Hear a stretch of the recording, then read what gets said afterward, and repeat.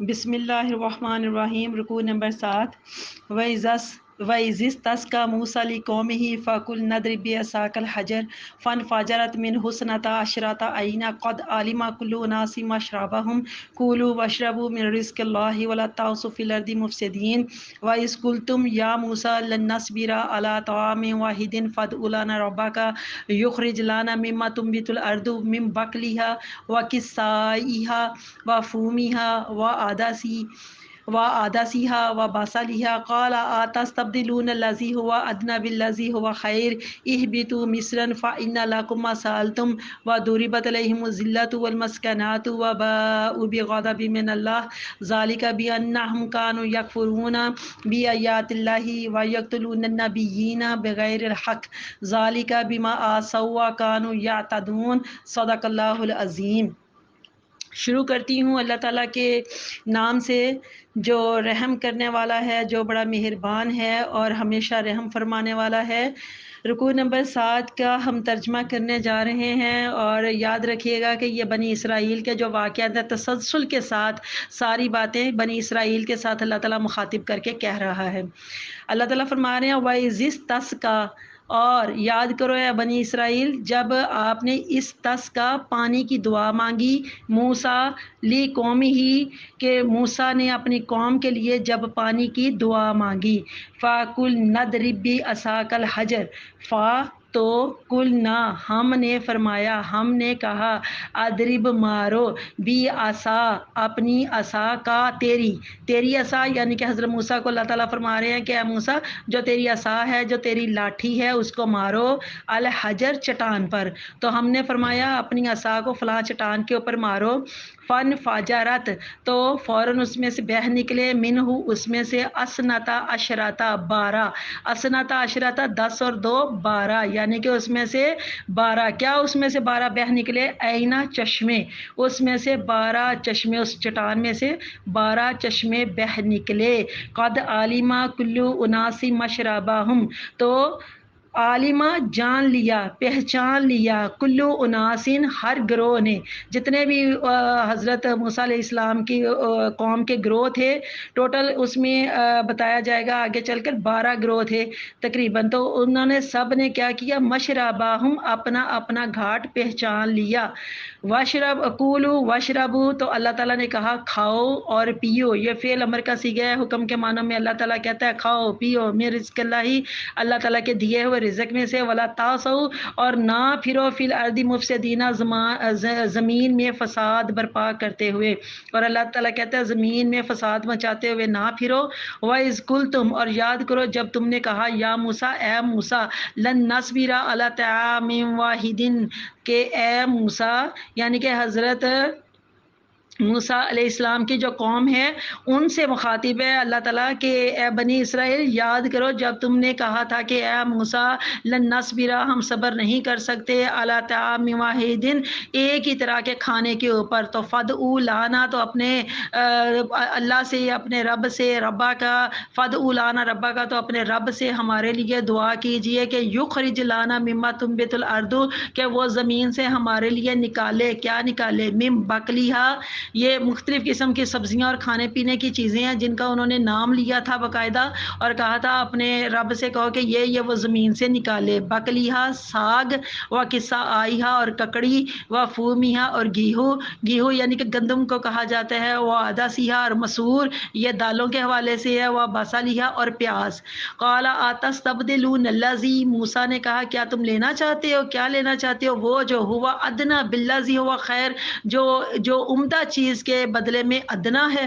یعنی کہ جو رب کی طرف سے پہلے کھانا آتا تھا منو سلوا وہ بہت بہتر تھا، اب اس کے بدلے میں تم ادنا چیزیں لینا چاہتے ہو، اہبتو مصرن اب اللہ تعالیٰ ان کو حکم دے رہا ہے، اہبتو ہم نے پہلے بھی یہ ہم نے سمجھا اور جاننے کی ہم نے کوشش کی کہ اہبتو کا کیا مطلب ہے، کسی بلندی سے کسی چیز سے نیچے کی طرف جب آتے ہیں تو اہبتو کا ذکر آتا ہے، اللہ تعالیٰ کہتے ہیں نیچے اتر جاؤ، تو اسی طرح سے بڑی چیز کی طرف سے جب چھوٹی چیز چیز کی طرف آتے ہیں یا عمدہ چیز سے حقیر چیز کی طرف آتے ہیں تو بھی اہبتو کا ہی لفظ استعمال کیا جاتا ہے۔ اب اللہ تعالیٰ ایک بہترین شہر سے دوسرے شہر کی بات کر رہا ہے۔ اللہ تعالیٰ کہتا ہے کہ فلاں شہر میں تم نکل جاؤ، اس میں اتر جاؤ، فَإِنَّ لَكُمْ مَا سَأَلْتُمْ، تو تم نے جو کچھ مانگا ہے، جس کا سال تم نے سوال کیا ہے وہ تمہیں مل جائے گا۔ وَضُرِبَتْ عَلَيْهِمُ الذِّلَّةُ وَالْمَسْكَنَاتُ، اور ضربت اللہ تعالیٰ نے مسلط کر دی علیہم ان کے اوپر ذلت ذلت یعنی رسوائی، اور مسکنات غربت، اللہ تعالیٰ نے پھر ان کے اوپر ذلت اور غربت کو مسلط کر دیا۔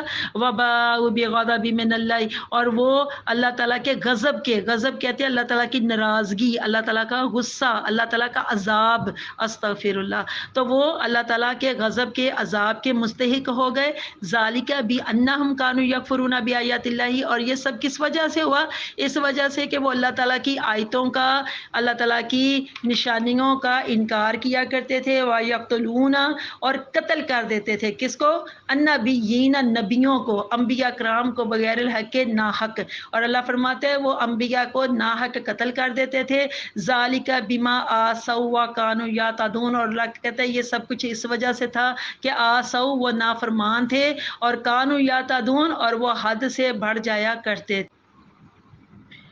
جی اب ہم اس کے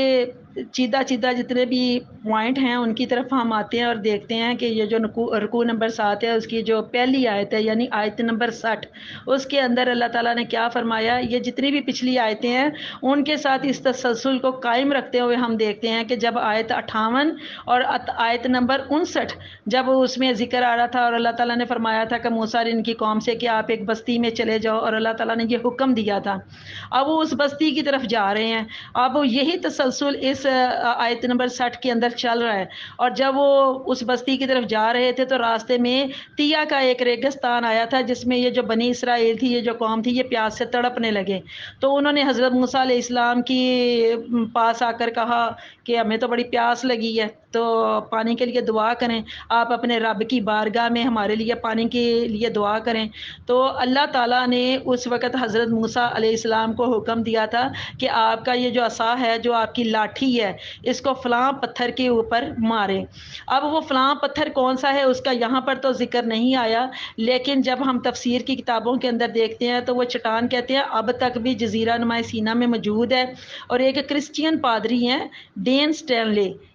سٹینلے، انہوں نے 19ویں صدی کے وسط میں جب بائبل کے مقامات مقدسہ کی جغرافیائی تحقیق کے لیے خود فلسطین کی سیاحت کی تھی، اور اپنے مشاہدات کو اور اپنے جو انہوں نے دیکھا تھا ان تمام چیزوں کو انہوں نے اپنی ایک بک کے اندر اس کو سینائے پیلسٹین کے نام سے شائع کیا تھا، اور اس میں اس چٹان کا بھی انہوں نے ذکر کیا ہے کہ یہ وہی چٹان ہے جس کے اوپر حضرت موسیٰ علیہ السلام نے اپنی لاٹھی ماری تھی، اور اس میں 12 شگاف ہو گئے تھے۔ یہاں پر ایک اور بات قابل غور ہے کہ یاد رکھیے گا کہ پہلی مرتبہ قرآن مجید فرقان حمید، یہ اللہ تعالیٰ کا جو پاک کلام ہے، اسی میں حتمی طور پر بنی اسرائیل کے 12 قبیلوں کا بھی ذکر ہوا، اور پھر ان کے ساتھ ریلیٹڈ کر کے 12 چشموں کی بھی تعداد بیان ہوئی، اور یہ تفسیر ماجدی کے اندر بڑی ڈیٹیل کے ساتھ یہ بات لکھی ہوئی ہے، اور یہ تفسیر ماجدی کا جو صفحہ نمبر 37 اور 38 ہے وہاں پر یہ بات تحریر ہے۔ آگے ہم چلتے ہیں آیت نمبر 61 کے اندر۔ آیت نمبر 61 میں اللہ تعالیٰ کے جو پاکیزہ رزق کو چھوڑ کر انہوں نے نئی فرمائشیں شروع کر دی تھیں، اللہ تعالیٰ نے ان کو طیب رزق دیا تھا، من و سلوہ، اور اللہ تعالیٰ نے فرمایا تھا کہ کھاؤ پیو اور بس میری عبادت کرو اور میری فرما برداری کرو، اور اس میں بنا مشقت کیے بغیر کسی محنت کے ان کو یہ حاصل ہو جاتا تھا، اور یہ بڑا عمدہ اللہ تعالیٰ کی طرف سے رزق تھا، لیکن انہوں نے اس رزق کو، اس پاکیزہ رزق کو چھوڑ کر انہوں نے نئی فرمائشیں شروع کر دیں، اور انہوں نے وہ ساری فرمائشیں کی جیسے ساگ ہے، ککڑی ہے، پیاز ہے، مسور ہے، یہ جتنی بھی آپ دیکھیں یہ ساری کلٹیویشن ہوتی ہے، ان کی کراپنگ کی جاتی ہے باقاعدہ، ان کو زمین کے اندر بو کر، جو گندم وغیرہ ہے بیج کے ذریعے سے دانوں کو جب بویا جاتا تو زراعت کے ساتھ یہ ریلیٹڈ ساری باتیں ہیں، تو یہ یعنی کہ حاصل کرنے کے لیے محنت اور مشقت بھی کرنی پڑتی ہے ان کے لیے۔ تو اب انہوں نے محنت مشقت کو ترجیح دی ہے اللہ تعالیٰ کے پاکیزہ رزق کو چھوڑ کر، اور اسی آیت 61 کے اندر اللہ تعالیٰ نے پھر ان کی ان نافرمانیوں کی وجہ سے، ناشکریوں کی وجہ سے اللہ تعالیٰ بتا رہے ہیں میں نے ان کے اوپر ذلت اور مسکنت یعنی غربت وہ ان کے اوپر مسلط کر دی۔ آپ دیکھیے کہ جب بھی کسی کے ساتھ اللہ تعالیٰ ناراض ہوتا ہے نا، تو اللہ تعالیٰ اس کو کسی نہ کسی آزمائش میں مبتلا کر دیتا ہے۔ تو یہ بھی آزمائشیں تھیں، ذلت اور غربت، یہ ایسی انسانی زندگی کے حوالے سے یعنی کہ انسان کے جذبات کو، اس کے احساسات کو مجروح کرنے والی یہ ایسی باتیں ہیں جس میں آپ دیکھیں کہ اگر کوئی انسان یا کوئی گھر یا کوئی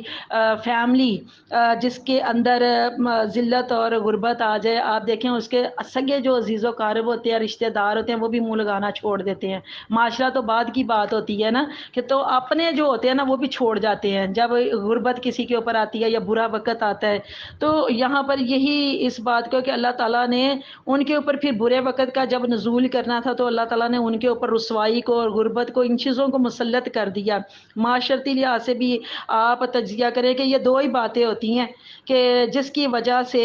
انسان کا معاشرے میں یا وقار بڑھتا ہے یا گھٹتا ہے۔ تو اللہ تعالیٰ نے، یہ ٹرینڈ ہے ہمارے معاشرے کا، ہمارے معاشرے میں یہ چل رہا ہے۔ آپ اپنے دائیں بائیں دیکھیں، آپ کو اس طرح کی بہت ساری چیزیں جب آپ اینالائز کریں گے آپ کو یہ چیزیں سمجھ میں آنا شروع ہو جائیں گی کہ امیر جو لوگ ہوتے ہیں ان کو بڑی عزت اور قدر کی نگاہ سے دیکھا جاتا ہے، اور غریبوں سے زیادہ تر لوگ کنارہ کشی اختیار کرنے کی کوشش کرتے ہیں۔ تو اللہ تعالیٰ نے اس یہودی قوم کو، جس کو اللہ تعالیٰ نے ساری قوموں کے اوپر اور سارے جہانوں کے اوپر فضیلت دی ہوئی تھی، اللہ تعالیٰ نے اس کو پستی اور افلاس کی زندگی میں مبتلا کر دیا۔ پھر یعنی کہ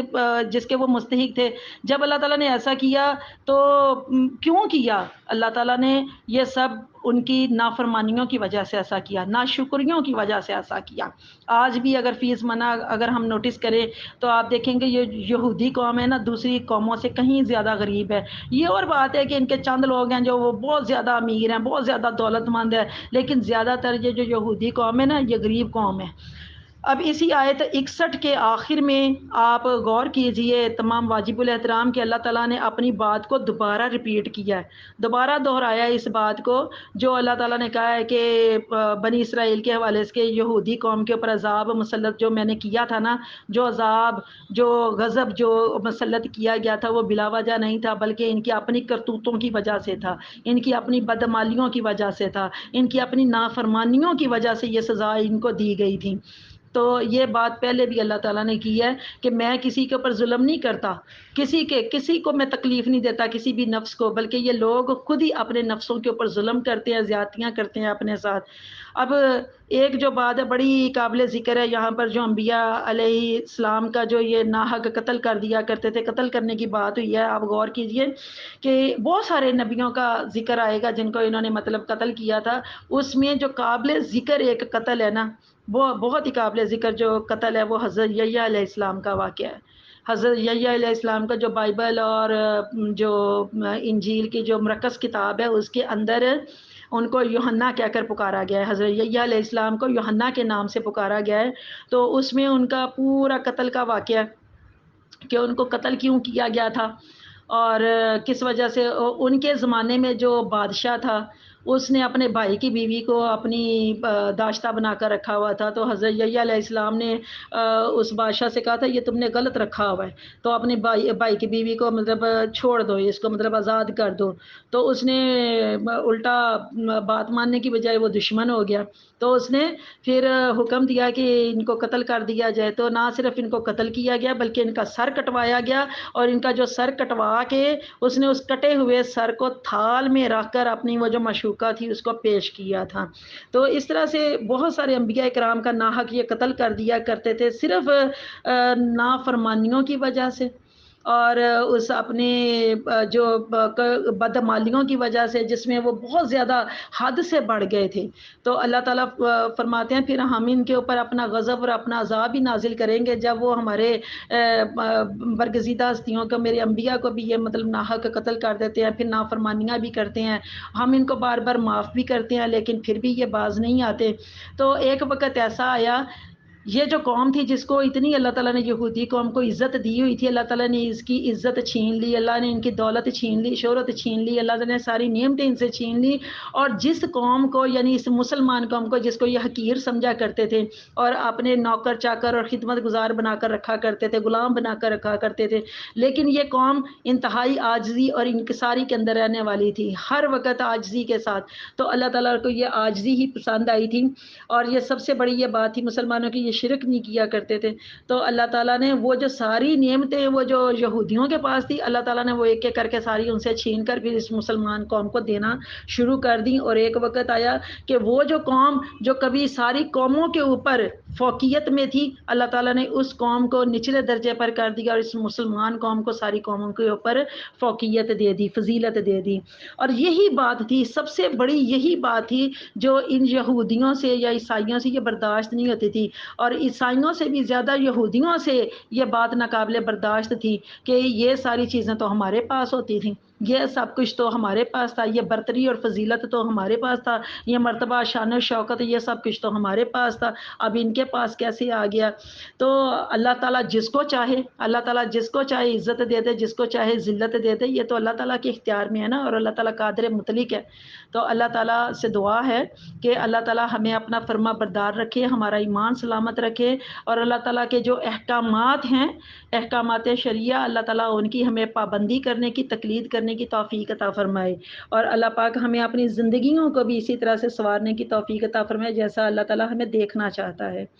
آمین اللہم آمین. جزاک اللہ خیرا میرے کثیرا. اس السلام چینل علیکم قرآن ہماری ورحمۃ اللہ. زندگی کو آپ سب لائک بھی کیجئے، کمنٹ بھی کیجئے، اور سبسکرائب کے ساتھ ساتھ بیل آئیکن کو بھی دبا دیں تاکہ میری تمام ویڈیوز آپ کو بر وقت ملتی رہیں. اللہ تعالیٰ آپ سب کا حامی و ناصر ہو. اللہ حافظ.